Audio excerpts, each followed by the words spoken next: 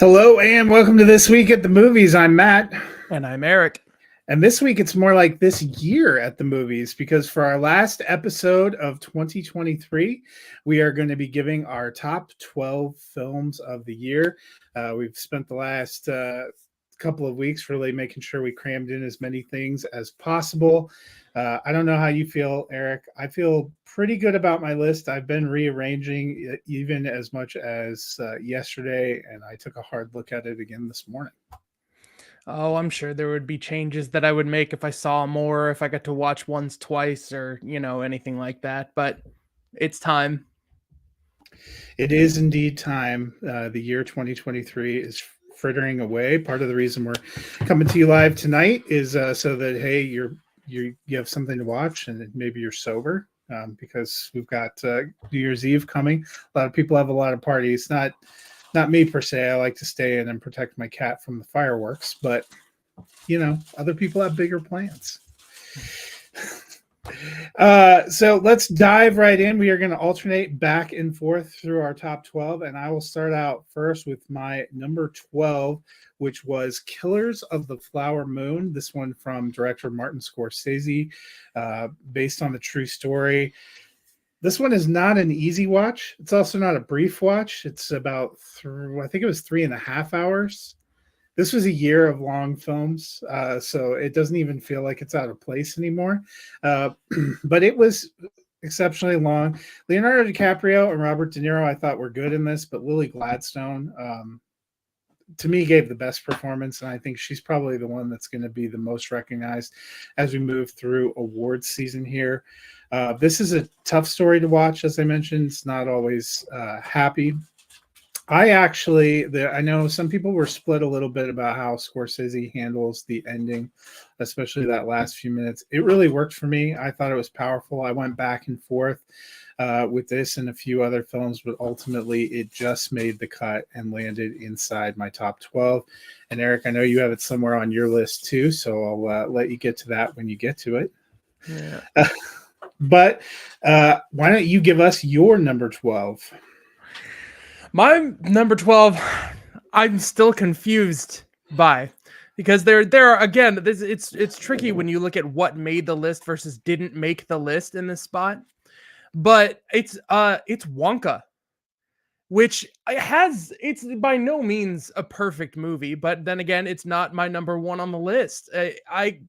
Right there, Timothée Chalamet has just enough charm. The production design was just enough, and there are so many touches to the writing that made it feel not sanitized, but still family friendly. I think Paul King, that director, is a genius when it comes to family entertainment, and I am going to be ready in line for anything that he does moving forward.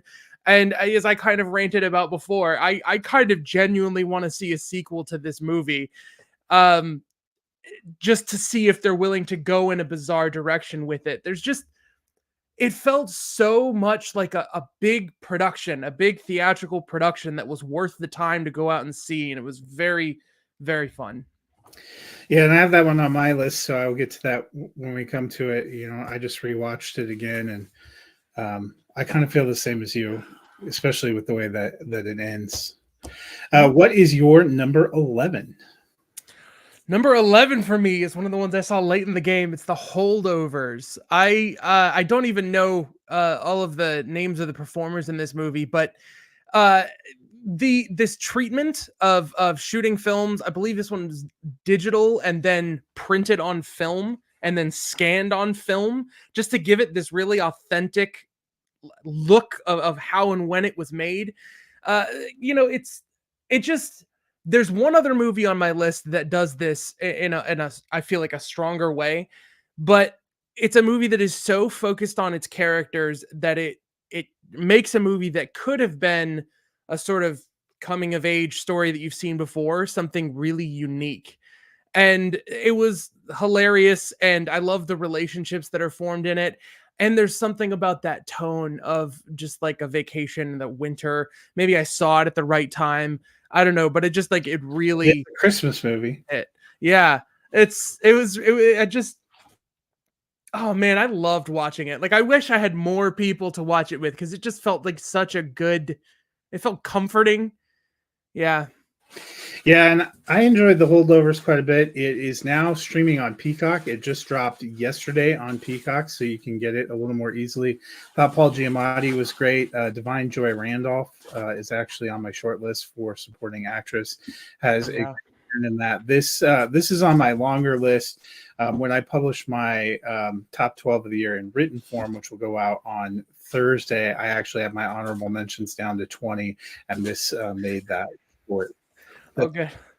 20 seems like a lot until you realize I'm currently sitting at 471 2023 films I've screened. So, Mhm.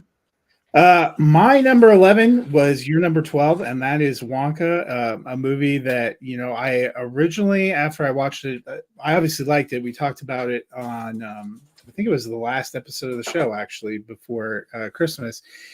I liked it a lot. I didn't initially have it up in my top 12, but it was a movie I kept thinking about, really enjoyed it. I watched it again yesterday. I actually watched it with my wife. And I think we both enjoyed it. I like the music. I like the set design, the colorful world, Timothy Chalamet's performance, the entire cast. There is just a beauty in this, and I ended up doing some rearranging and bumping it up. My number 10 is actually a foreign language feature entry. This was the official entry from France, The Taste of Things. It is about a 19th century French gourmet and his cook. And it's both their love affair with each other and their love affair with food. And when I read the description, I thought there was no way I was going to enjoy this. And from the opening sequence on, when they show them making this incredible meal, I was just completely enraptured by the world and drawn in. This one actually doesn't open in theaters until the middle of February for a wide release, but got to see the screener. And I said, this one they chose over Anatomy of a Fall to be the official entry from France in the Academy Award competition. Good. Yes, and I ended up liking it more. At first I was like, oh, it's kind of weird that they picked, because Anatomy of a Fall was the Palme d'Or winner at Cannes, and this movie is great. I really love Juliette Binoche in this movie as well, an incredible actress.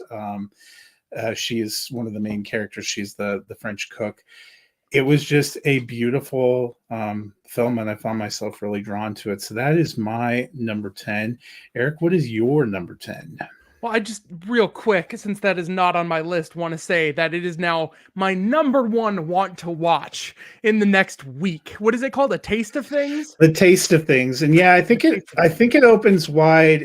I think it's like February 23rd is when it's supposed to open. Some of these foreign films will open to a wide audience in theaters in January and February. There's actually a few things. Eric and I both have one thing that's on here that will go wide next weekend, the first weekend in January, which we're going to do a full review. There's quite a few things that kind of get that limited dump at the end of the year that will then go wide. So you will have an opportunity to see this one.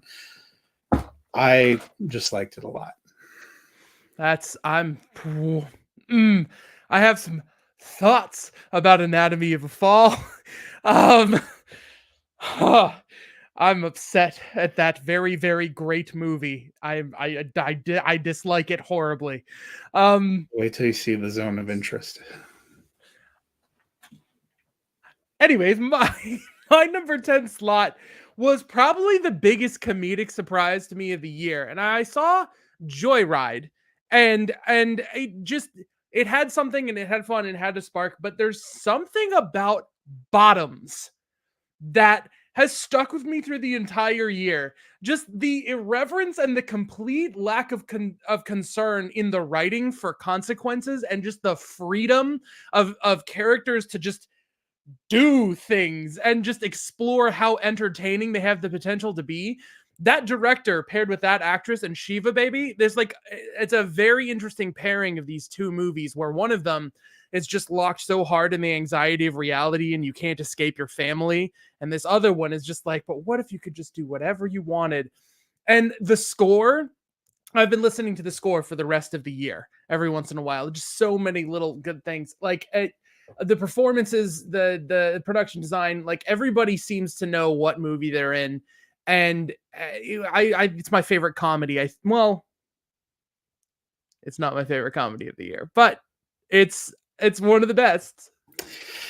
Yeah, Rachel Sennett and Iowa Debris were great together. I was actually kind of amused too when the Independent Spirit Award nominations came out. Marshawn Lynch is in there for his role as their just over the top feature. It was definitely a very creative film. What is your number 9? Okay, my number 9 is a sad story. My number 9 dropped from my number 1 of the year when I decided to get real with things, but it is Teenage Mutant Ninja Turtles: Mutant Mayhem. It is a movie that unfortunately is just a little overshadowed by the achievements of, I believe, Into the Spider-Verse and Across the Spider-Verse, and a great year in animation. And as much as I adore this movie, and I feel like there's something special about it that's being missed in the mix of it being a recognizable IP, so many people just like, oh, I know what Teenage Mutant Ninja Turtles is, so they just kind of dismiss it. They miss like a spark of originality in almost every aspect of the movie. Like this movie is like Into the Spider-Verse in the way that it's animated, but it is not the same as any one of the art styles that's in that movie. It is a playful exploration of teenagers and the sorts of action adventure that they enjoy, and it's so much fun, and it's like the lightest movie of the year to enjoy for me, and that just was floating me through so many like heavy things happening. It is like probably the ultimate in escapism, and just the willingness to have these actors just improvise and build the movie around them. Seth Rogen and Evan Goldberg, they're fantastic, and this is another one that I want to see a sequel to. And like, I mean, if we're gonna have sequels coming from things, I'd rather it be aimed at things like Wonka and Teenage Mutant Ninja Turtles than other projects. So, And back-to-back films with Iowa Debris for you, as she voiced April O'Neil in that April one. O'Neil. You know, that was on my short list of animated films for the year too. I thought it was very interesting that it did not make the Golden Globe field, and Mario Brothers, which I know it made money, but is so mid, it's not even worth mentioning, is on there. I'm going to be curious to see where we end up with the slate of 5 for the Academy Awards, but it was a big year for animated films, and there are a lot of high profile animated ones. I'm be curious to see where that one ends up falling. There was a lot of people that really love that and really love that as their favorite animated film. My number 9 is American Fiction. This one comes from writer-director Cord Jefferson, and it is based on a novel. It is about a disgruntled writer and professor, Monk Ellison, who is played by Jeffrey Wright, who's going through a bit of a tough time personally, some things happening with his family, with his sister, with his mother, with his career, and at the same time he's in a funk because he thinks he's writing these great and important books but can't get anyone to bite. Meanwhile, he sees things that he thinks are commercial sellouts that don't do well. So in a fit of rage, he decides to write the fakest of fake books he can think about and send it to a publisher just to stick it to him. And you can probably guess where this goes, and you can guess how that does not help his feeling and sentiment. Jeffrey Wright is great here. Sterling K. Brown, who plays his brother, who's going through his own kind of personal crises, is incredible as well. This is a hilarious film. It's in limited release now, goes wide on Friday, January 5th. So I hope a lot more people get to check it out. My number 8, a complete tonal shift from my number 9, and that would be David Fincher's The Killer, which dropped on Netflix in November. Netflix had a huge slate of releases at the end of the year, and they were pumping so many different things. I think a lot of things got lost, and this is one I feel like not enough people were talking about. Michael Fassbender plays a titular assassin in this, who you get to know through a lot of series of voiceovers and seeing kind of the meticulous way he tries to do his career, things don't go well for him in the opening sequence, and that sets off a series of events that kind of carries through the rest of the film. I love what David Fincher did and his direction here. Michael Fassbender gives one of my favorite performances of the year by a lead actor. I loved the writing here. I loved the monologues and the script. This was a movie that just, as soon as I saw it, I knew it was going to end up in my final list. So, what is your number 8?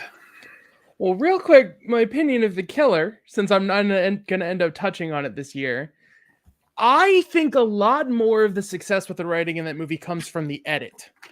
I think the interplay of what's going on in these monologues versus juxtaposed with what you're seeing is what makes a lot of that successful. And for that, I would say I think this is a story and a script that's elevated by David Fincher. And if he hadn't made it and his editor and team hadn't been on it, I don't think it would have been quite as successful.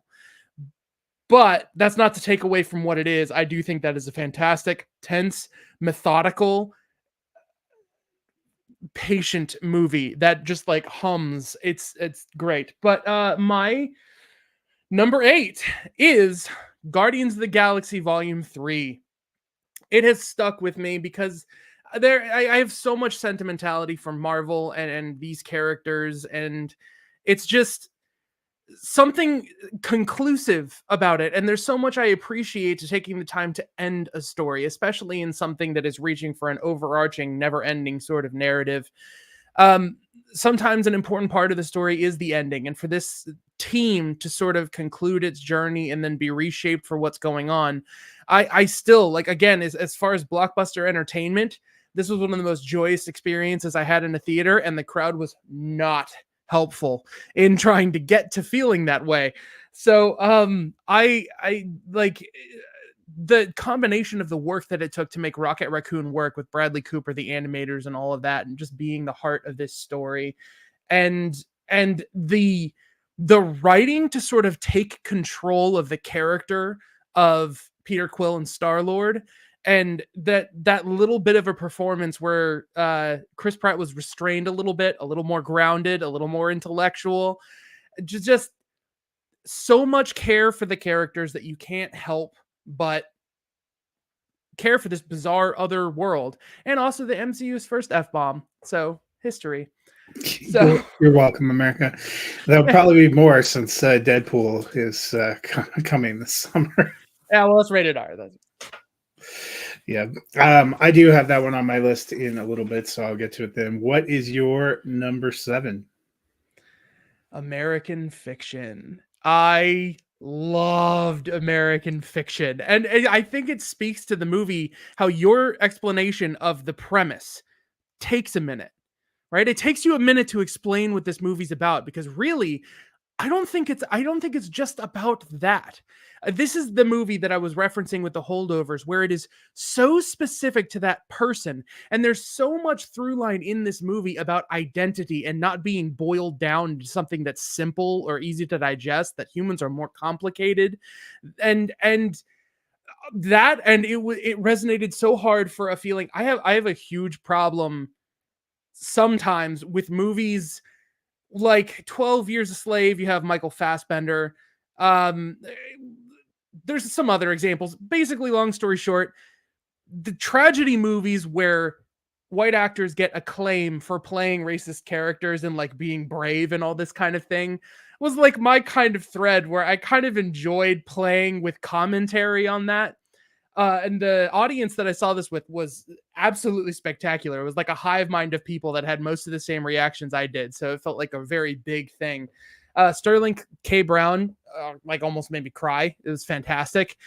There's so many unexpected things that happen. And you look at who has always been an underrated actor, Jeffrey Wright, as a relationship partner, as a son, as a brother, as a writer, as a black man, and like every aspect that could define him, I feel like it's covered to the point where you have to call this movie American Fiction, because you can't just call it the writer, like it's so well explored.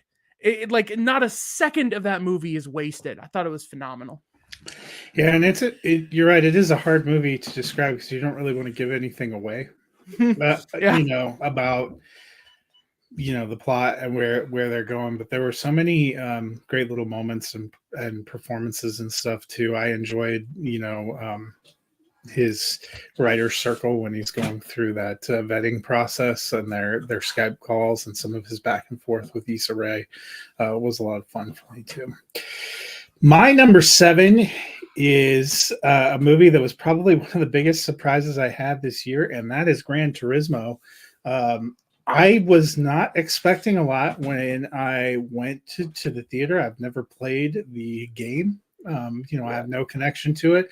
I also didn't know anything about the real life racing story. Not a big fan of that, but what I got just blew me away, and I think that's a credit to Neil Blomkamp, who is the director here. I really enjoyed David Harbour and what he brought in a different role. Archie Madukwe, who plays the main driver here, is also great. But the racing sequences and the way that they graphically told those stories and would pull him in and out of a car and give you that kind of video game to real life and back and forth sequence did a lot for me. I am always been a big fan of the movie Days of Thunder, which probably dates me and also says something about my personal taste, but I don't really care. Good old 1990s Tom Cruise NASCAR film. This has a lot of story beats that made me think about that movie, but it does it in such an exceptional way to almost liken it to the Top Gun Maverick as to Top Gun is how I feel about this movie as to Days of Thunder. It's something that I was already kind of interested in, a basic premise, and just the way they did this and executed it ended up being one of my surprises of the year. Yep. You have any? I'll give you a second if you want to. I mean, we got a whole episode on that one, so I was gonna let it go, but I am surprised that it made it to your list, but I can't disagree with anything that you're saying. So I know I'm an enigma. My number 6 is Netflix's probably best shot at Best Picture this year and in quite a few years, and that would be Maestro, the Leonard Bernstein biopic from director Bradley Cooper. He also takes a starring role. He and Carey Mulligan are very good here. Some of the direction, some of the sequences here really caught my eye and blew me away. But it's the way that it sucks in on these two as individual performers. There are a lot of tight one shots here that just suck you into them and to what they're doing. And it just stuck with me. This is there were quite a few movies I watched that were like highly anticipated that I'd seen other people really going on about at the end of the year that I was wondering, how's this going to land for me? This is one that actually did land really well for me. That it's hard to say you enjoy it because it's not exactly a happy story in a lot of ways. There are times when it's pleasant, but it just the craft here. I liked the use of black and white where they used it and switching to color. We actually there's a couple movies on my list that decided to do that, and that has been kind of a popular thing a little bit this year. Actually, I was thinking about 3 of my top 6 movies did that, half black and white, half color, in different ways, and you know what? It really works. So that was my number 6. Man, I finally got to rewatch Maestro with its Netflix release, and I found out what happened that I wasn't able to understand in the middle there is so much that the dialogue is not telling you that is subtext. You have to watch that movie. And I'll tell you what, getting to watch that movie again, I adore it and completely spaced that I wanted it to be on my list. So, it's up there. There's everything in that movie, like filmmaking techniques that involve like depth of field and like it changes over time with the age that these characters are in, and just little touches like Leonard Bernstein being name dropped and It's the End of the World, like right there at the last bit. Like there's so many. Oh, the makeup is phenomenal. Like talk about production design. That's probably probably for a live action movie production design, I think best of the year. But anyways, I'm not going to get too far down the rabbit hole because I am going to pay respect to my actual pick for this slot, which is Past Lives. I have a very soft spot for a movie, one of my favorites of all time, called Chungking Express. And that is a Chinese movie about directed by Wong Kar-wai about love. Just two different stories of two different people falling in love. And this is not that, but the flavor of just characters living through their lives, missing their chances to be together, finding a chance to be together, and the emotional weight out of that, and the ultimate payoff of the lead actress's performance. It's crushing. It's absolutely spectacular. I don't know how they coordinated so well across ages too, with the different performers, to like really feel and believe that these are kids who grew up knowing each other, and just doing simple touches and not too much to have the characters age decades, even though it's the same actor. Like everything it feels like the lightest touch, but the overall thing is you feel like you're watching real people's lives, and it has a lot of consequence, and it's beautiful. Yeah, and this is a film that's on my list in a little bit, so I will touch on it when we get to it. What is your number 5?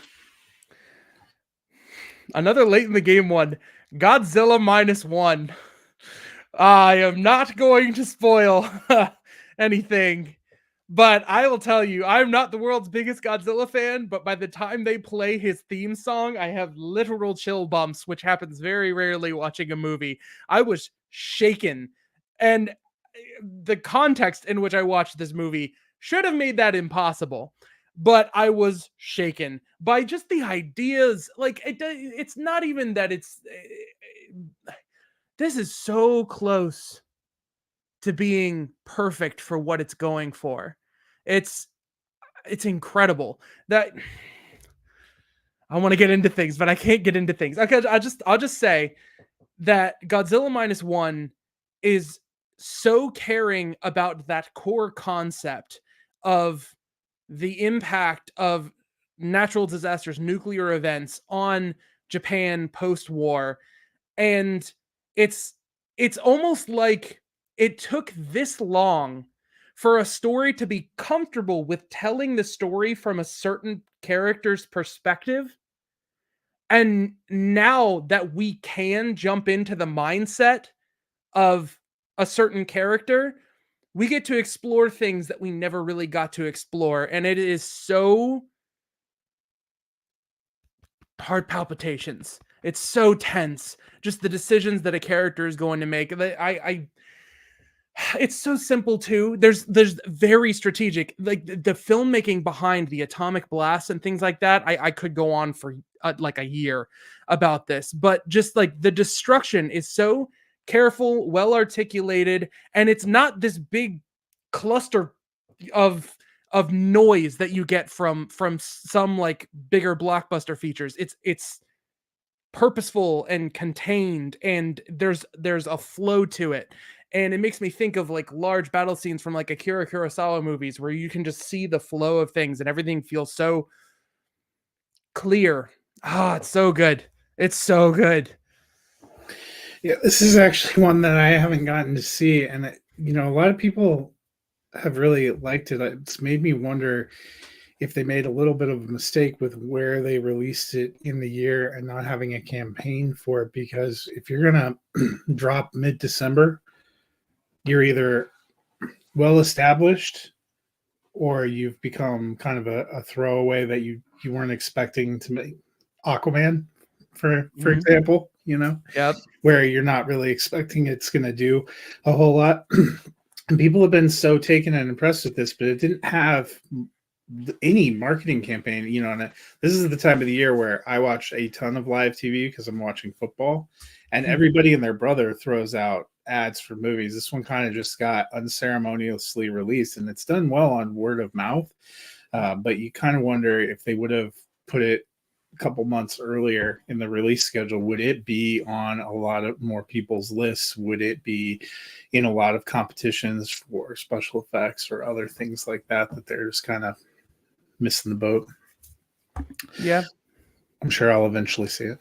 It has been a big time too. It'll be interesting on the small screen right now. We have the continuation of the what they call the MonsterVerse with Monarch Legacy of Monsters, with Kurt and Wyatt Russell, that's actually building and leading into, they are releasing another feature film with Godzilla and Kong that will be out, I think it's April, March, something like that. That will be the continuation of the MonsterVerse. Monarch. They actually, part of that? yeah, Monarch is a part of that. Monarch's the company in there. In fact, the whole show starts That's with right. John Goodman, the callback to Kong Skull Island. And it takes place just after the Aaron Johnson, Bryan Cranston Godzilla. You get the aftermath of that in the series. I might be getting this confused, but is that not the movie where Kurt and Wyatt Russell are playing the same characters? Yes, decades apart. It's a series on Apple TV Plus. That's not fair. Don't get me excited for one of these movies. Yeah, and the last couple of episodes have really played into where we're going with Godzilla and X Kong or something. It has a pretentious title, but it is coming pretty soon too. So it'll be interesting. A lot of Godzilla projects in the works right now. My number 5 was one that you've already done, and that's Guardians of the Galaxy Volume 3. I have always loved Guardians of the Galaxy. That is my favorite film from the Marvel Cinematic Universe, one of my favorite superhero movies of all time. Was really curious how it was going to end, and was really pleased with this final kind of chapter with this group of Guardians and with James Gunn, who's now kind of moved over to DC. A lot of these actors have referenced that they're not probably coming back, which makes sense. We've gotten a lot of great things out of here. This one is, for me, what you kind of talked about with Teenage Mutant Ninja Turtles. For you, I had it at 1 at various points in the year. I had it up a lot higher. As I went through my final end of the year, I kind of slid it down a little bit, not that far down, still up there in my top 5. And my number 4 is one that you also already went over, and that is Past Lives. This was a movie I saw right at the tail end of June. It was right up there among my favorite movies for the first half of 2023. And you know what? It is still holding strong up in the top 4. Celine Song delivers a very heartfelt and heartrending story. I thought Greta Lee, Teo Yu, and John Magaro are incredible in this. It is moving. It is bittersweet, especially kind of that third act. There's just a lot of tension and emotional resonance, and there are a lot of ways it could have gone where you probably would have accepted the ending, but I thought it was almost a little daring what they actually do, because I think John Magaro's character even gives voice to it. If this was a different movie, I'd be the evil American who stole you away, and that that's probably true. And they set up this epic decades-long love story that just isn't meant to be, and there's a beauty in the way they do it. I think Greta Lee, she's still on my short list for best actresses this year. I really hope to see her get an Academy Award nomination. This was a big winner in the nominations for Independent Spirit Awards. I think it could win a whole lot of things, and not all of it will be well deserved. So that is my number 4 of the year. What is your number 4? Barbie. This movie did not have to do half of what it did. It could have easily just been the formula of the Lego movie, but with Barbie as the lead character. And the previews honestly had me thinking that might be what it was going to be, but maybe it would have some quippy, like, little insert adults go over the kids' heads jokes and whatnot. What I got was a surprisingly imaginative, thoughtful, fun, like, endearing story about the icon of Barbie, what it means to people who grew up with it, what it would mean for people in the future. Like the extent to which they let Greta Gerwig and Noah Baumbach write this movie as being their own thing and just let the creatives involved with Margot Robbie, Ryan Gosling just do what they wanted to do. I like everything that they do with the idea of Ken, whether that's Simu Liu, the Ryan Gosling, like any Ken. Like it's so much fun. And I know there are a bunch of people who want to whine and moan about, the movie messaging or trying to be something that I don't think it is. Uh it's just a fun concept. Like just this one point alone, I get so much joy out of is Ken trying to explain how once he realized that the patriarchy wasn't about horses, he lost interest, but it had run away from him. Like it's so good. Every actor just does exactly what they need to do. Shout out to Kate McKinnon for just like representing that concept of the weird Barbie. I think most people have like that toy they played too rough with and did something silly with, and like I think everyone can identify with most of the experiences that are being brought up in the movie. I think it is a very universal, just like fun, funny. It really is like the ultimate consequence-free, lighthearted, escapist, fun movie of the entire year. The rest of the movies that I have some emotional heart and weight to them that's a little bit more the point, because I think this has some weight to it too, but that's I don't think as much the point as it is just so much fun. Yeah, it is a lot of fun. I have that a little higher up on my list, so I will get to that when it appears in my order. But what is your number 3? Killers of the Flower Moon, and I want to have like the music playing or something just to talk about this movie. Like it's been so engaging just to watch other people's opinions on this movie, because Martin Scorsese and Thelma Schoonmaker is the editor. Yeah, Yeah, Schoonmaker. Schoonmaker. Yeah, they have this documentary aesthetic, and this movie flirts so close with just being documentary in some sequences and some shots that it was almost too real for me. I hit the highest highs and lowest lows of any movie of the year watching this movie, where I honestly felt like I don't know if I can kind of stomach this in the mood that I'm in right now. But it's sort of like you're dealing with so much tragedy, and I've said this before, I'll say it again. They knew exactly when to tell you something awful happened versus show you something awful happened versus act like they're going to mercifully not make you watch what happened, and then at the right time make you sit through what happened. Like it is tragic and it's horrific, and it's I think, despite my reservations about Leonardo DiCaprio's performance, I think it was a great decision to have him not be the FBI agent.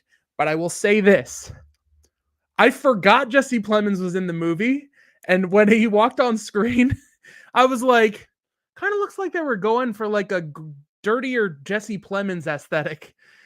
And I wonder if you switched the actors in these roles, I wonder if it would have worked.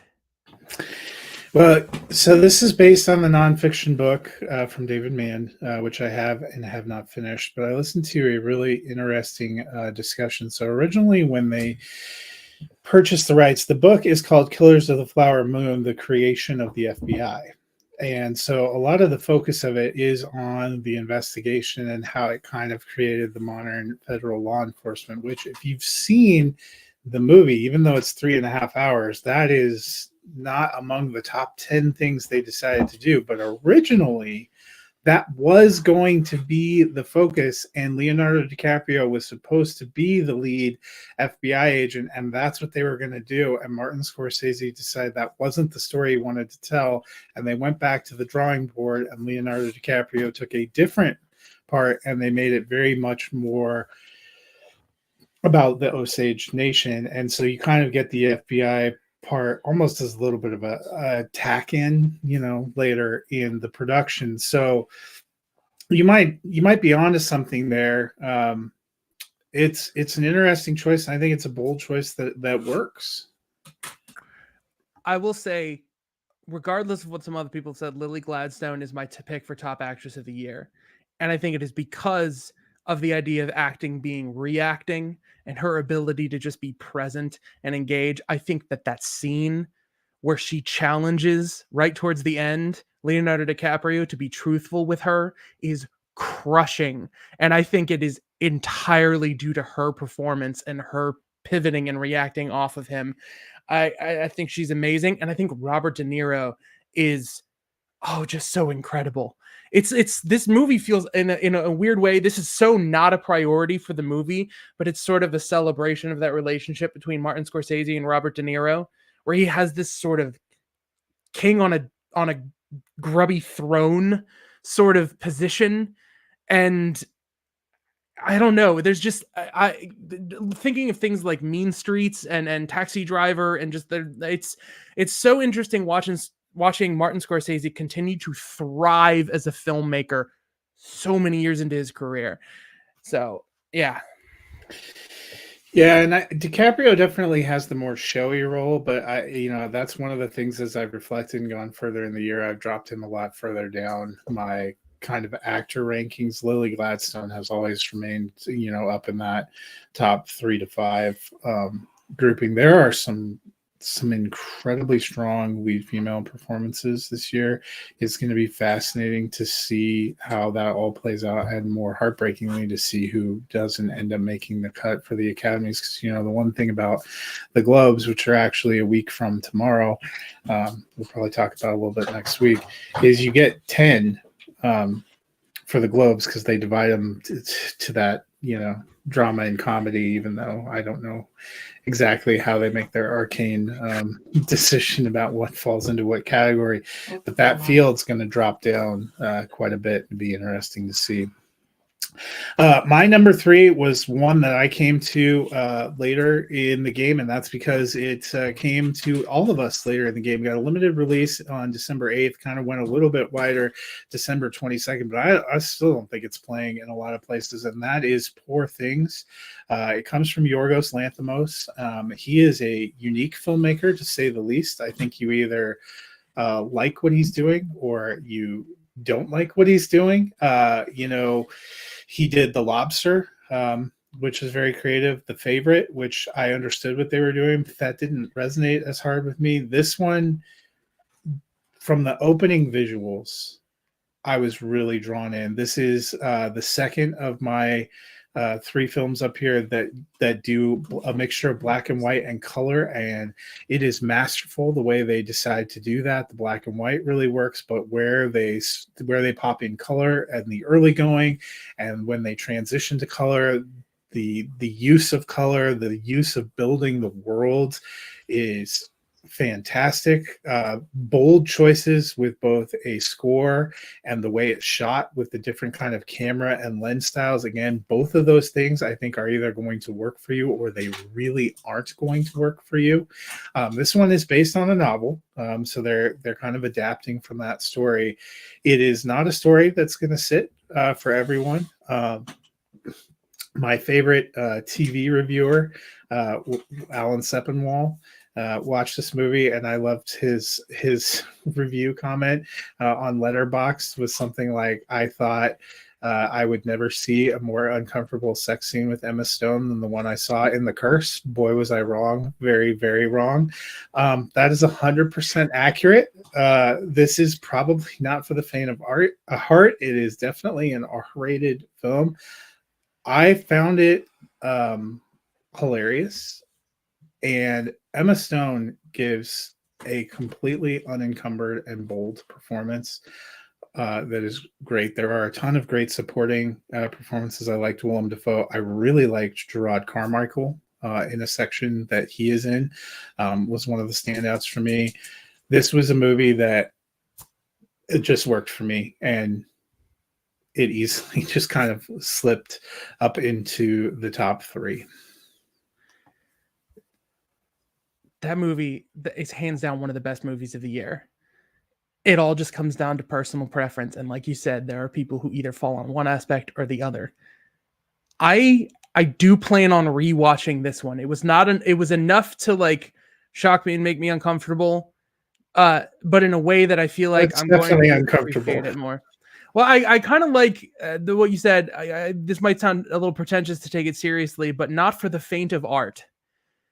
That is a really thoughtful way to describe this movie, because the entire thing, the making of this movie, is arguably as fascinating or more than the movie itself. With the relationship between Yorgos Lanthimos and Emma Stone. Emma Stone as a producer, sort of that relationship in Barbie with Margot Robbie and Greta Gerwig. And they just sort of trade off ideas for this story that Emma Stone knew she wanted to do from the beginning. So a movie that could have ended up feeling a little exploitative is not by the narrative of the creation of the movie. And hearing Mark Ruffalo and other actors in interviews talk about the process of rehearsing and building the movie, and essentially having already done the movie in these theatrical exercises that they did together off screen, and then to treat the camera as a tool and not thinking, well, what are the rules for making a movie? Well, it's dialogue, so you shoot one person over here and you shoot one person over here.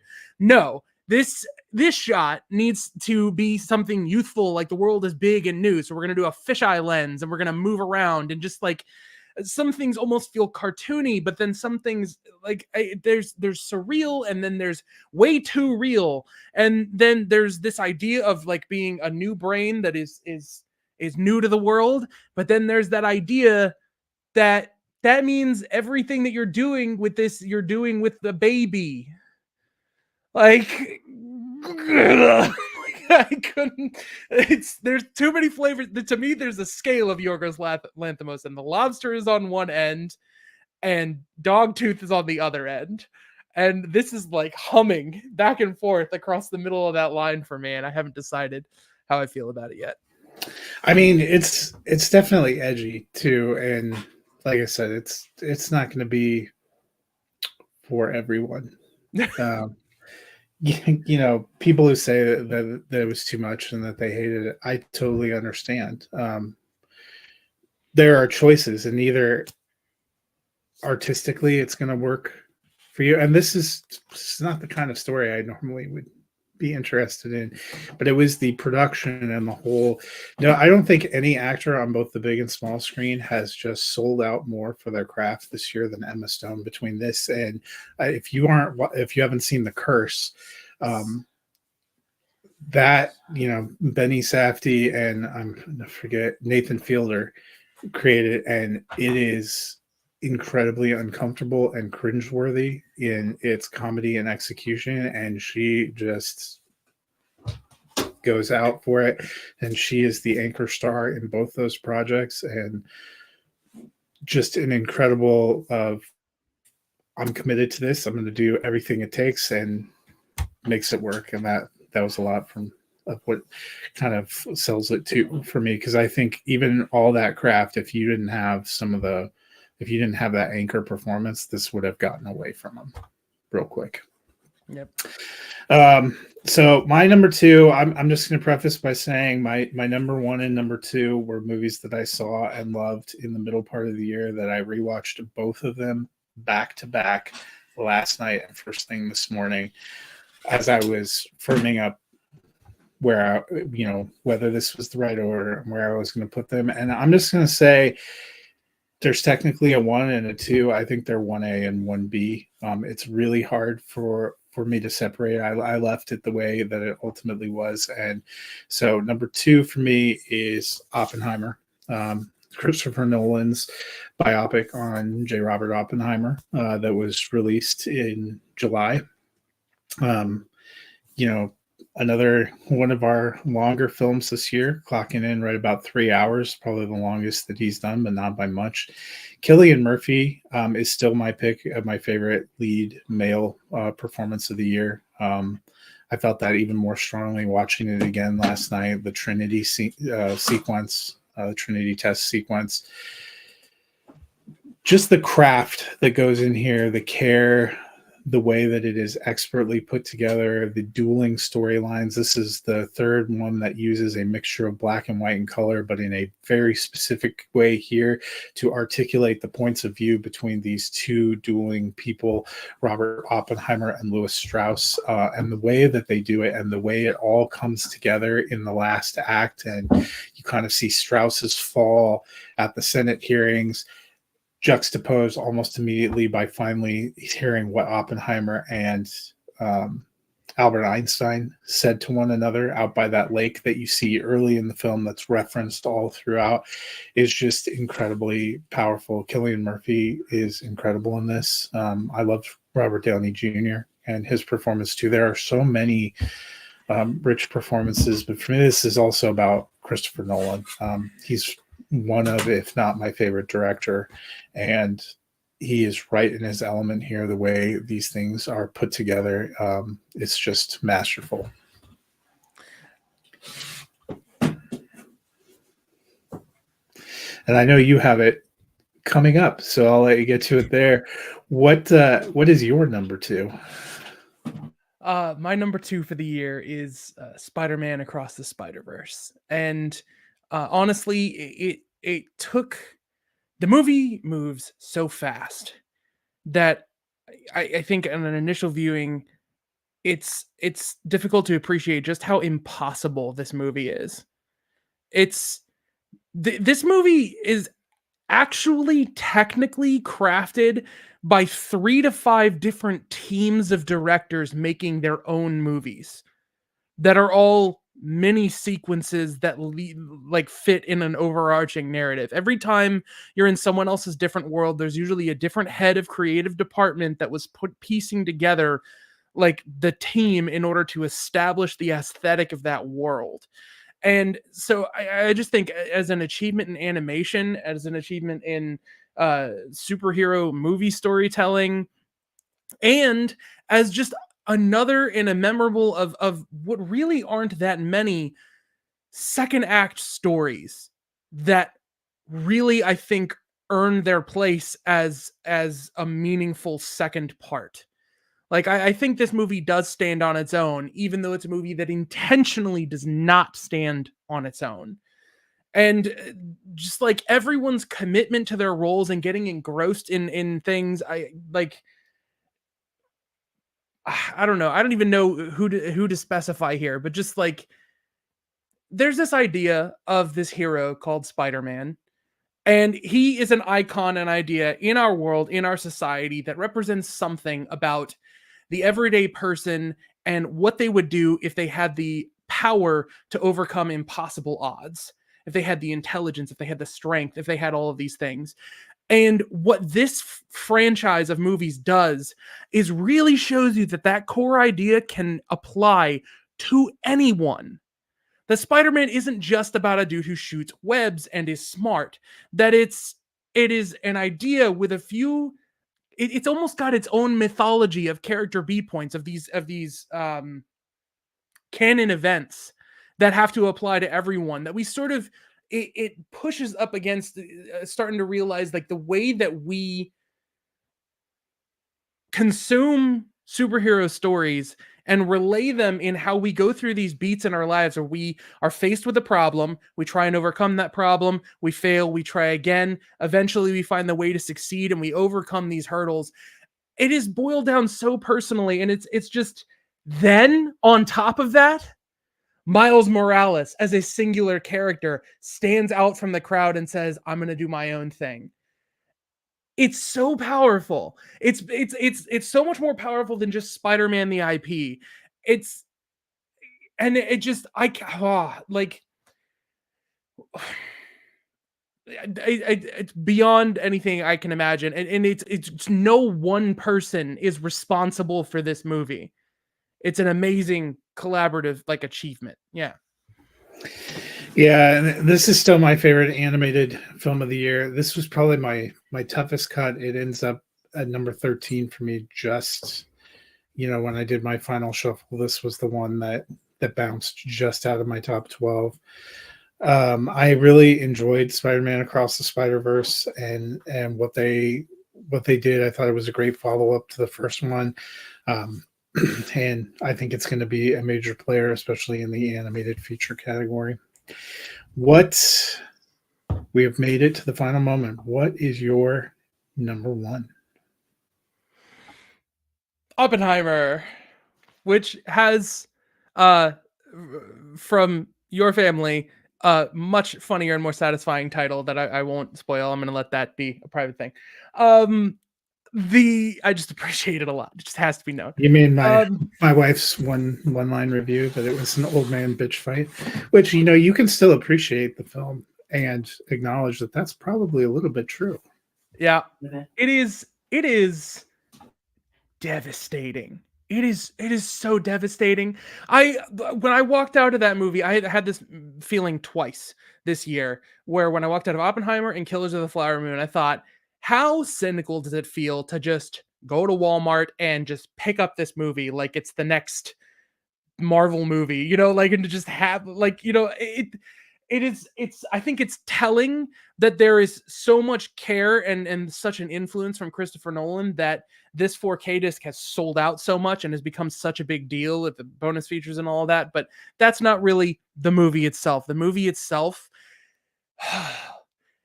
it's things that I would take for granted. It's the practical effects all over. It's the idea that there are only minimal visual effects. There's not one shot in the movie that doesn't have a practical in front of camera thing to it. It is structured, I think, perfectly for the story that they were trying to tell. I think for telling an over 3-hour movie, it is so engaging and it's like a roller coaster. It's nonstop. It is thrilling, and there are performances all over the movie, like Josh Hartnett and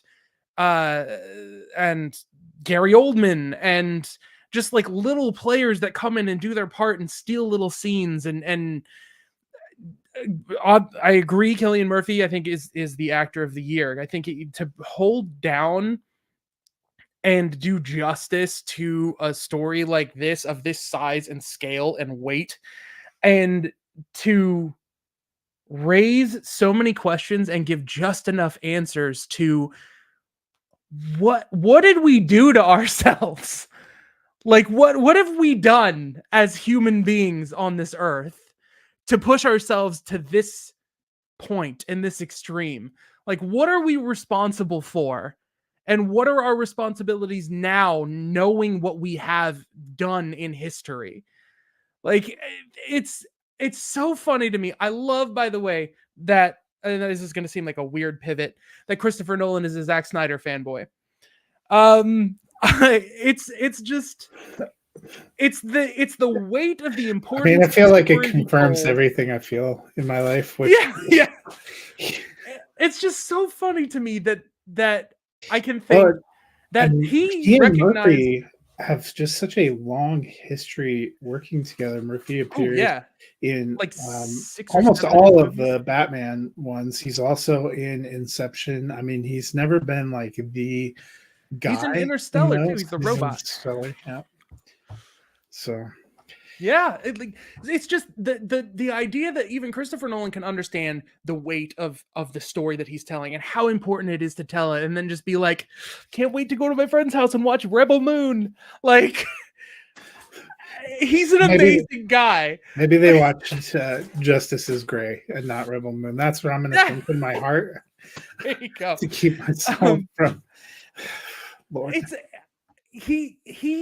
He's an enigma, and he's astounding, and hearing everyone talk about his craft on set and how he runs his direction, and Robert Downey Jr., who I think was amazing in the movie. It just,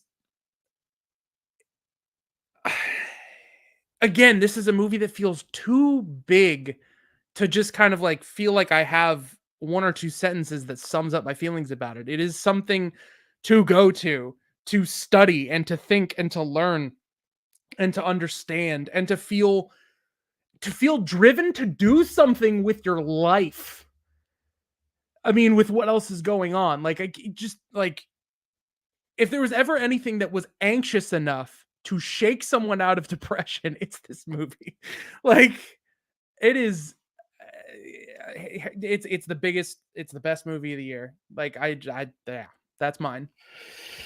Well, and it feels fitting. That was my number two and your number one. These movies have been inextricably tied for over a year. For 18 months, we've known they were going to come out. And my number one is Barbie. And I mentioned it comes down to almost 1A and 1B. This was the order that I've had them in, really close back to back all year long, and watching them back to back. I could make a case for either of them, but I ended up settling with Barbie staying as my number one movie of the year.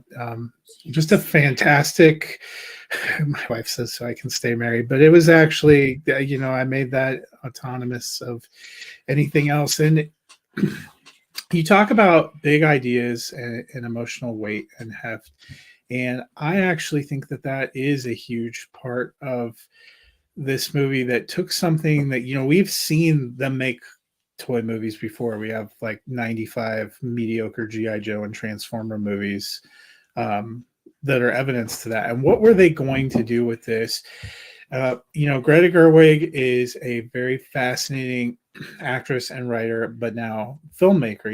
Lady Bird, I thought there were some moving pieces and performances that I didn't love it as much as some other people, but I was really taken with what she did with her version of Little Women and the non-linear way that she put that story together to give it a new sense of life, and the performances they pulled out.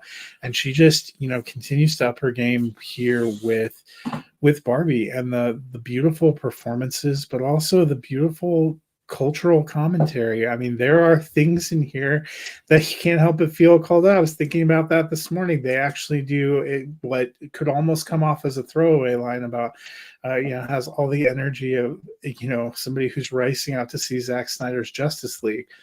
I love that movie, but I understand exactly what they're talking about, the toxic masculinity that has come out there. They have some great jokes about Godfather, another movie that I deeply love, but I understood what they were saying about men and male culture, but then just the deep appreciation for the challenges and what it means to be a woman. America Ferrera's speech that she gets there, near the end of the second act, remains incredibly moving and poignant. Her performance, she's on my short list for best supporting actresses for what she did there. I really love what Margot Robbie does too, the writing, the direction. And then you have these really fun but sometimes beautifully haunting musical numbers too. You have the highest of highs with I'm Just Ken, which actually has a lot of emotional weight and depth too, but the way they play it out and the way it's choreographed and the way they bring Barbie Land and all those bright colors to life and kind of contrast that with the world. But then Billie Eilish's song, What Was I Made For, that kind of plays at the end when Rhea Perlman is showing Barbie what it means to be a woman, is another beautiful musical moment that has a completely different, feel and tone. And there is just all that wrapped up into this film. I thought it was a masterful production. I may have appreciated it more on rewatch than I even did the first time I saw it.